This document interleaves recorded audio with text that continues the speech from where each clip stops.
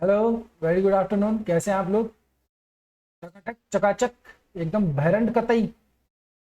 तो फिर चलो आगे चले फिर।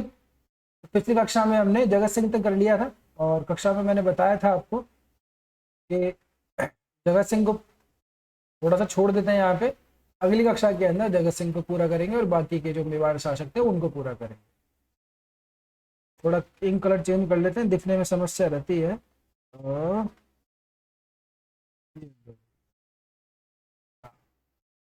तो जगत सिंह हमारे पास में थोड़े बहुत हो गए थे, शेष जो बच गए हैं वो अभी अपन कर लेते हैं और इसके आगे देखते हैं। तो फिर शुरू करें। चलो तो फिर शुरू करो तो शुरू। पहला सवाल ये रहा आपकी कंप्यूटर स्क्रीन पर। महाराणा राज सिंह ने सिरोही के किस शासक को उसके पुत्र द्वारा कैद कर राज्य हथिया लेने पर सेना भेजकर पुनः राज्य को दिलवाया? तो इसी के अंदर एक तो ये सवाल आ गया, पहला पहला कौन थे वो? राज सिंह थे। वो शासक था कहाँ का? वो सिरोही का था। अरे कहाँ के शासक को उनके पुत्र द्वारा राज्य हथिया लेने पर पुनः राज्य को सुपुर्द किया था? तो वो सिरोही था। आपको बताना है उनका नाम। तो कौन थे वो सिरोही के शासक जिनको उनके बेटे ने कैद कर लिया था? क्लास में समझाया जाए मैंने इसको। कैद करने के बाद में वो राज सिंहासन अपनाना था, इसलिए कैद कर लिया, कैद करके लटका दिया। अब ये जब बात राज सिंह जी को पता लगी तो राज सिंह की सेना से कूच करे तो छुड़ा लाए। कौन थे साहब वो? अखेराज, उदयभान, रावत भाग सिंह या चंद्रभान सिंह? बताओ जरा, देखें, करो आंसर। हम्म उदयभान तो था बेटा, ये वो कुपुत्र था जिसने अपने पिता को बांध लिया था, बांध करके बंदी बना लिया था। और वो पिताजी जो थे वो सुपिता थे, अखेराज। अखेराज थे, सिरोही के शासक थे। इनके बेटे ने इनको बंदी बना लिया और राज्य सिंहासन हथिया लिया। जब ये बात राज सिंह को पता लगी तो वो सेना सहित कूच करे और इनको मुक्त करवाया बंधन से और पुनः इनका जो राज्य था वो वापस दिलवा दिया। ध्यान रखिएगा इस बात को। चले आगे, तो इसका आंसर हो जाएगा अखेराज ए। बादशाह औरंगजेब द्वारा सभी हिंदू मंदिरों को तुड़वाने के आदेश दिए जाने पर द्वारिकाधीश की मूर्ति कहाँ स्थापित की गई? ध्यान है, 1679 के अंदर सभी मंदिर तोड़वाने की बात कही थी। 1669 में, 79 में फिर जजिया कर वगैरह लगा दिया था। 69 के अंदर सभी मंदिरों को तोड़ने का आदेश दिया था औरंगजेब ने। फिर वृंदावन के अंदर जो गोसाई वगैरह लोग थे वो श्रीनाथ जी की मूर्ति और द्वारिकाधीश उनकी मूर्ति लेके आए। महाराणा जगत सिंह ने उन दोनों को प्राण प्रतिष्ठा करवाई उनके और मंदिर बनवाए। तो श्रीनाथ जी की मूर्ति तो हमारे कहाँ पे करवाई थी? सिहाड़ में। सिहाड़ में कहाँ पे? सिहाड़ मतलब वही नाथ द्वारा। श्रीनाथ जी का मंदिर है, आज विश्व प्रसिद्ध मंदिर है। और द्वारिकाधीश की मूर्ति स्थापित करवाई थी कांकरोली के। प्रश्न हमारा किसके बारे में है? द्वारिकाधीश की मूर्ति के बारे में। द्वारिकाधीश की मूर्ति की प्राण प्रतिष्ठा कहाँ करवाई थी इन्होंने? पुनः कांकरोली के। ठीक है ना। और सिहाड़, क्योंकि नाथ द्वारा नहीं आएगा श्रीनाथ जी से आप नाथ द्वारा का आईडी लगा सकते हैं। अगर नाथ द्वारा ना है, सिहाड़ लिखा हुआ आ जाए तो कंफ्यूज नहीं होना, सिहाड़ नाथ द्वारा एक ही बात है। ठीक है जी, आगे चलें। मारवाड़ पर मुगलों का कब्जा होने पर किस मेवाड़ महाराणा ने उन्हें शरण दी थी? तो ये संदर्भ मैंने बताया था, ये संदर्भ था अजीत सिंह और वीर दुर्गादास से संबंधित।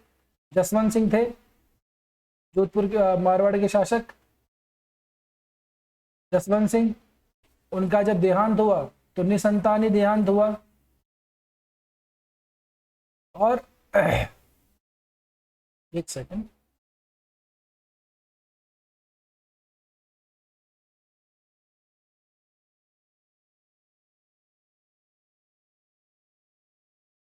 अरे यार क्या हो रहा है, ठहर तो सही। जसवंत सिंह का देहांत हुआ निसंतान, निसंतान देहांत हुआ। तो मुगल साम्राज्य को भाई उत्तराधिकारी कोई था नहीं, तो जो इनकी पूरी क्षेत्र था इनका मारवाड़ का, उसको क्या कर दिया गया, मारवाड़ के क्षेत्र को खालसा कर दिया गया। खालसा का मतलब मुगल साम्राज्य में मिला लिया गया। ठीक है। अब इसी दौरान क्या होता है, लाहौर के अंदर इनकी एक रानी होती है, जब इनका देहांत होता है तब वो पेट से होती है। ठीक है। तो उन्होंने जन्म दिया अजीत सिंह को। अब जब ये बात पता चली, ठीक है, औरंगजेब को, तो उन्होंने क्या है, अजीत सिंह को और दुर्गादास को सबको दिल्ली आने के लिए बोला। अभी दिल्ली आए, फिर वहां कहीं ठहरे, फिर दोबारा से स्थान चेंज करने के लिए बोला गया। तब दुर्गादास को थोड़ा सा शक हो गया कि मामला गड़बड़ है, तो फिर उन्होंने किसी भी तरीके से दिमाग लगा करके और अजीत सिंह को बचा के ले आए। ये प्रकरण जब अपन मारवाड़ के इतिहास पढ़ेंगे तब थोड़ा और डिटेल से पढ़ लेंगे, मैंने क्लास में भी आपको यही बोला। तो अब जब वाप आए तो वो कौन से शासक थे मेवाड़ के, क्योंकि इनके पास इनके मारवाड़ का जो क्षेत्र था वो सारा खालसा कर लिया गया था, मुगलों के कब्जे में आ गया था। तो किसी स्थान, कोई स्थान तो चाहिए था रहने के लिए। तो इन्होंने किससे शरण मांगी थी, इन्होंने शरण मांगी थी महाराणा राज सिंह से। और ये बात सुनते ही महाराणा राज सिंह ने तुरंत इनको शरण दी और केवला, केवला एक नदी भी है, केवला की जागीर तुरंत दे दी इनको। भी प्रश्न पूछा जा सकता है कि शरण दी उन्हें तो कहाँ की जागीर दी थी दुर्गादास को या अजीत सिंह को, तो केवला की जागीर दी थी। ठीक है। तो इस तरह से मेवाड़ और मारवाड़ के संबंध, जो मधुर संबंध है, वो स्थापित हो जाते हैं यहाँ। तो राज सिंह के वो शासक थे, याद रहेगा। चलो तो आगे चलो फिर। राज सिंह से अत्यधिक क्रुद्ध होकर किस मुगल बादशाह ने मेवाड़ पर चढ़ाई कर दी। ये प्रश्न बड़ा आसान सा है, क्योंकि अपन जिस फ्लो में चल रहे हैं आप आराम से आंसर लगा दोगे, लेकिन जब एग्जाम में ऐसा आता है तो कई सारी चीजें हमारे पास में हौच पौच हो जाती है। तो राज सिंह ने बहुत सारे ऐसे काम किए थे जिससे बादशाह मुगल जो था वो नाराज हो गया था। जैसे सबसे पहली बात तो चित्तौड़ के जो दुर्ग है उसकी मरम्मत करवाना। ठीक है ना। सेना भी भेजी गई थी, हमने पिछली कक्षा के अंदर देख लिया था इसको। अली बेग आया था, जांच करके चला गया। सादुल्ला खां, सादुल्ला खां के नेतृत्व के अंदर 30,000 के आसपास मुगल सैनिक आए।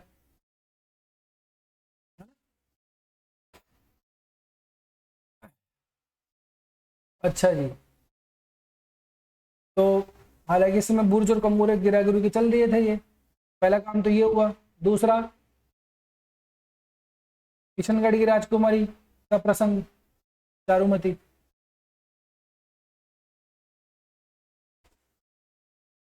शादी होने वाली मुगल बादशाह की और ये उनकी होने वाली विपत्नी को भगा ले गए, जब ब्याह लाए उसको, चारुमती का प्रकरण। तीसरा, मूर्तियों को तोड़ने का आदेश दिया, उसको भी क्षरण दी इन्होंने। चौथा, जजिया कर भी लगाया था। तो जजिया कर लगाने से संबंधित इन्होंने एक लेटर लिखा बकायदा कि आप ये जो कर रहे हैं बिल्कुल गलत कर रहे हैं, इससे पूरा साम्राज्य को दरिद्र हो जाएगा, मान जाइए मेरी बात। साथ साथ में इन्होंने जो बादशाह अकबर हैं उनकी सहिष्णु की जो नीति थी उसका भी हवाला दिया। इसके में हमने क्लास में डिस्कस किया था कि 3 प्रतियां मौजूद है, रॉयल सोसाइटी, एशियाटिक सोसाइटी, है ना, और जो उदयपुर का जो राज्य संग्रहालय है उसके अंदर भी। तो इस तरह की जो बातें हो रखी थी उससे बहुत ज्यादा क्रुद्ध हो गया। कौन? तो वो मुगल सम्राट कौन था जो इतना ज्यादा क्रुद्ध हो गया और मेवाड़ पर चढ़ाई करके खुद आया था, इसलिए आकर के और अजमेर के अंदर इसने डेरा डाला, जियारत करी और जियारत करके अजमेर में डेरा डाला और वहां से मेवाड़ की ओर कूच कराए। फिर क्या हुआ, फिर इस शासक ने, वो शासक राज सिंह जी थे, है ना। तो राज सिंह ने अपनी जो पुरानी पद्धति है युद्ध लड़ने की, पहाड़ों की तरफ चले जाना और जो छापेमार युद्ध प्रणाली है, गोरिल्ला जो युद्ध प्रणाली है, उसको अपनाया और ये चले गए थे। फिर सेना आई, ढूंढती फिरी इधर उधर, लेकिन मिले नहीं, लौट लाट गई वापस। तो जो शासक था जिस बहुत ज्यादा चिड़ा हुआ था वो था औरंगजेब। एग्जाम में देखो दारा सिंह को तो आप एनिमुलेट कर दोगे, है ना। थोड़ा बहुत अगर आपको टाइम पीरियड मालूम हो अमर सिंह का, है ना, अमर सिंह के टाइम में कौन थे, फिर अकबर, देन उसके बाद में थोड़ा सिस्टमेटिकली पता हो तो आप इजीली इसको कर सकते हैं। ठीक है ना, सिर्फ शासक का नाम लिखा हुआ अपने पास में। तो औरंगजेब था वो शासक, आंसर हो जाएगा ए। मुगल सेना ने चढ़ाई कर दी, इसलिए प्रश्न बना। महाराणा राज सिंह ने अकाल पीड़ितों की सहायता के लिए किस नदी, इजी सा सवाल है, कि पानी को रोककर राजसमंद झील बनवाई? किस नदी का पानी रोक करके राजसमंद झील बनवाई थी? गोमती नदी का पानी रोककर, ताल नदी, कलेवा नदी या साबरमती? क्लास में करवाया जा चुका है ये। गोमती नदी से कब शिलान्यास किया गया, कब फिर इसमें नींव में पत्थर डाला गया, कब ये बन के तैयार हुई, किस तरह से काम हुआ है, सब अपन ने करवा लिया था क्लास में। तो ये है गोमती नदी। गोमती नदी का पानी रोककर अकाल पड़ गया था उस समय, तो उनकी सहायता के लिए इन्होंने राजसमंद झील का निर्माण। राज सिंह से राजसमंद झील, और राजसमंद जो जिला है वर्तमान के अंदर, वो भी इन्हीं का ही बसा है। ठीक है। शिलाओं पर लिखित विश्व प्रसिद्ध राज प्रशस्ति महाकाव्य की रचना निम्न में से किसने की? अब राजकाव्य जो राज प्रशस्ति किससे संबंधित? राज सिंह से संबंधित है, लेकिन इसकी रचना किसने करी? जो लिखने वाला कौन?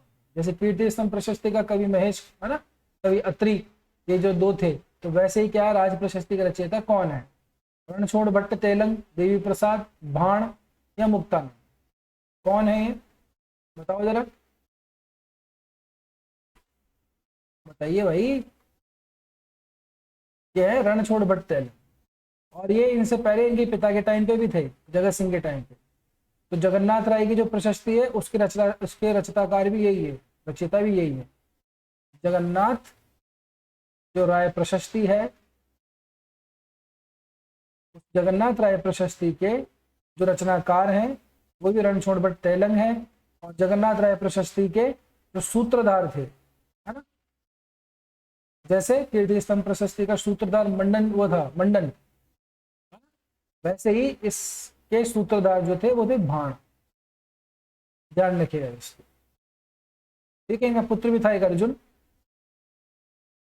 वो भी सम्मिलित था इसके अंदर, याद रहेगा।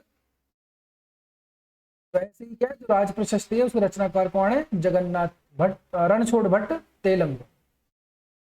ठीक। निम्न में से किस रानी ने जया बावड़ी या जया नामक बावड़ी, जिसको त्रिमुखी बावड़ी भी कहते हैं, उसका निर्माण करवाया? कौन थी वो? रामरस दे, रूपा दे, सलह कंवर या चंपा? एनिमुलेट कर को आराम से पहुंच जाओगे। चंपा दे नहीं है, सलह कंवर अलग किस्सा है इनका, रूपा दे या रामरस दे, तो रूपा दे का भी कोई सीन नहीं बनता। क्लास के अंदर मैंने कहा था कि थोड़ा उसमें मिसप्रिंट भी हो रखा था, वो राम सरदे लिखा हुआ था, फिर मैंने कहा इसको राम रस दे कर ले। तो ये राम रस दे, ये महाराणा राज सिंह की धर्मपत्नी थी, उन्होंने त्रिमुखी बावड़ी का निर्माण किया। ठीक है। कहाँ पे है ये? उदयपुर। उदयपुर में त्रिमुखी बावड़ी का निर्माण करवाने वाली रानी कौन थी? रामरस। क्लियर। अब सलह कंवर के बलिदान पर आधारित कविता सेनानी के रचनाकार निम्न में से कौन है? अब ये सलह कंवर मैंने कहा था, इसी समय पे एक किस्सा होता है। चूंडावत शासक होते हैं रतन सिंह, है ना, रतन सिंह की शादी होती है कुछ टाइम पहले ही, थोड़े दिन पहले ही, और इनकी जो शादी होती है वो होती है सलह कंवर के साथ में।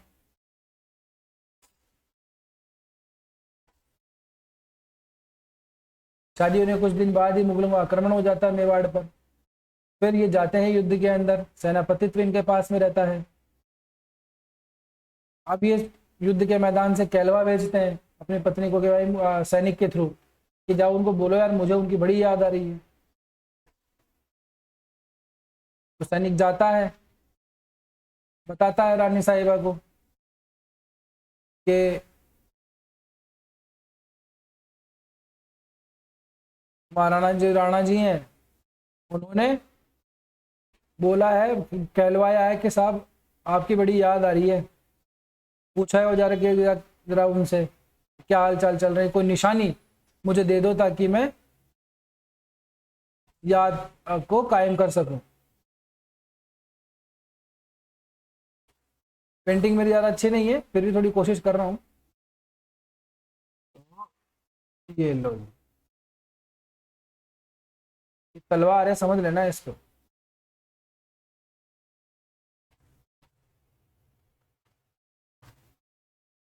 तो ये आई हाथ के अंदर थाल लेकर के, और इन्होंने अपना सर जो है वो खचाक से काट दिया, काट करके और अपना शीश पहुंचा दिया कि जाओ दे दो राजा जी को, मेरी याद आ रही, मेरी शक्ल देख।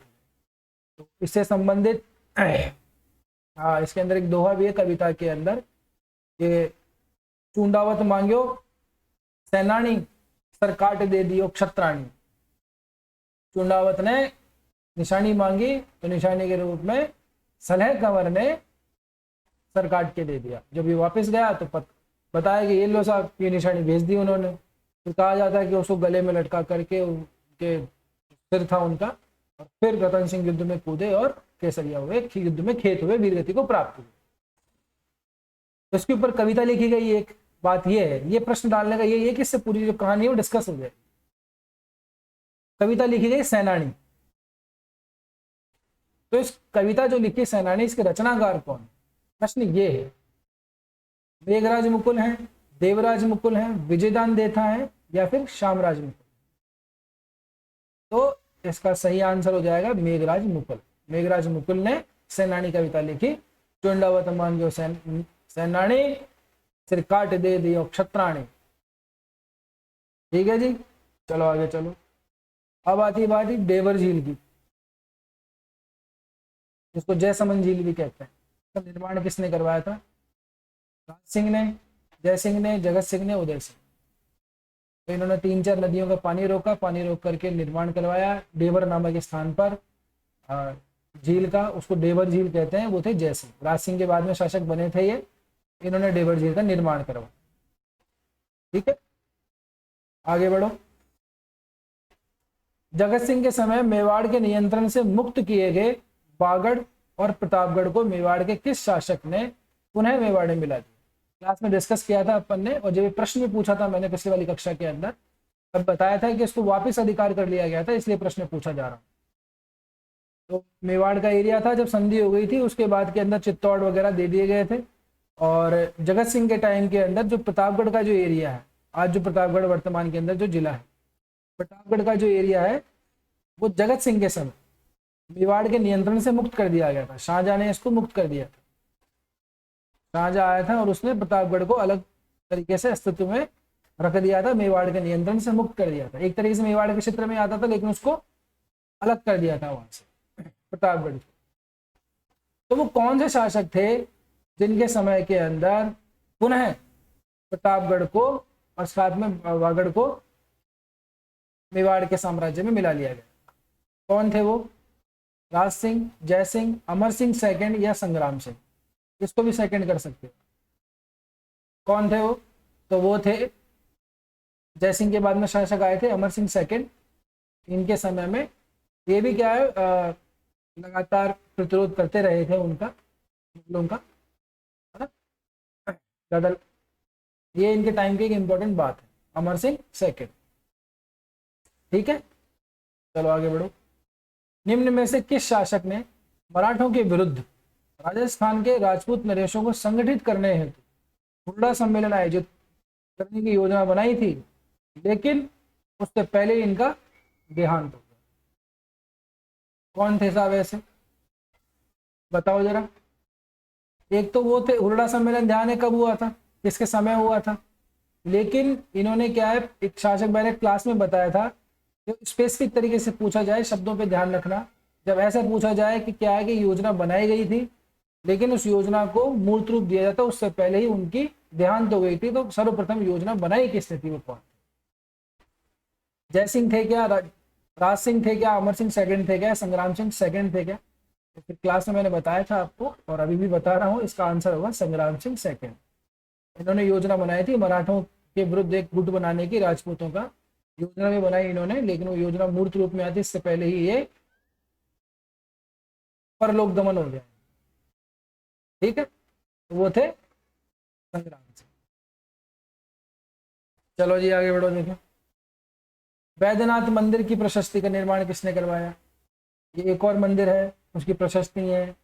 जगन्नाथ राय मंदिर की प्रशस्ति, राज सिंह की प्रशस्ति हमने देखी है, वैद्यनाथ मंदिर की प्रशस्ति भी है एक। इसका निर्माण किसने करवाया? तो ये भी थे संग्राम सिंह। क्लास में बताया ना, ध्यान रखा करो यार, आंसर वांसर लगाते रहा करो, क्या करते रहते। तो संग्राम सिंह सेकंड थे वो, जिन्होंने वैद्यनाथ मंदिर की प्रशस्ति का निर्माण करवाया। याद रहेगा, ध्यान रखना, वैद्यनाथ मंदिर की प्रशस्ति संग्राम सिंह, संग्राम सिंह वैद्यनाथ मंदिर की प्रशस्ति, हुरडा सम्मेलन की रूपरेखा बनाने वाले शासक, किंतु पहले ही परलोक गमन हो गया था इनका। चलो आगे चलो। मेवाड़, किस मेवाड़ शासक के समय अफगान आक्रमणकारी, बहुत इंपॉर्टेंट सवाल है, नादिर शाह ने दिल्ली पर आक्रमण किया। पूरी दिल्ली बर्बाद हो गई थी, इससे ही आगे तक चला गया था ये, उसी का ही जो वंशज थे ये। इसके बाद में फिर आया अहमद अब्दाली भी आया 1757 के अंदर, दिल्ली पर आक्रमण किया था। तो उस समय मेवाड़ का शासक कौन था? प्रश्न ऐसा नहीं पूछा जा रहा है आपसे कि नादिर शाह अब्दाली ने मेवाड़ पर आक्रमण किया था, कब किया था, किसके शासन में किया था। मेवाड़ पर आक्रमण नहीं किया था, लेकिन जब इसने दिल्ली पर आक्रमण किया, लूटमार मचाई, तब मेवाड़ का शासक कौन था? जय सिंह, जगत सिंह सेकंड, अमर सिंह सेकंड या संग्राम सिंह सेकंड?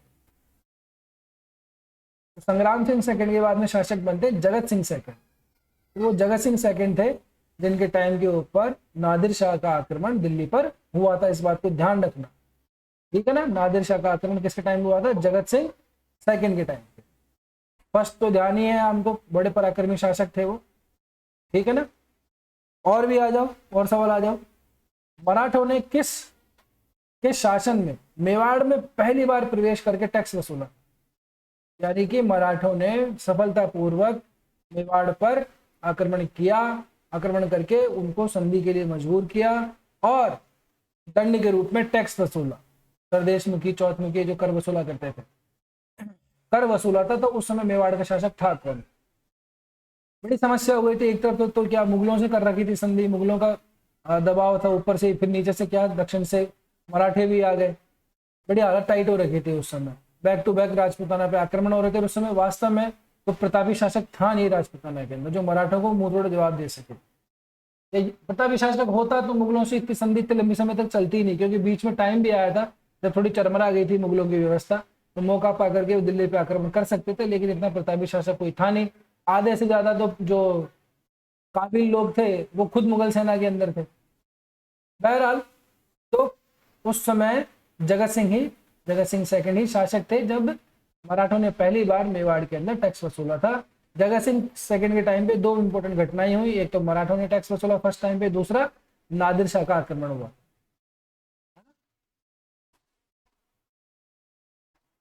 नादिर शाह का दिल्ली पर आक्रमण हुआ।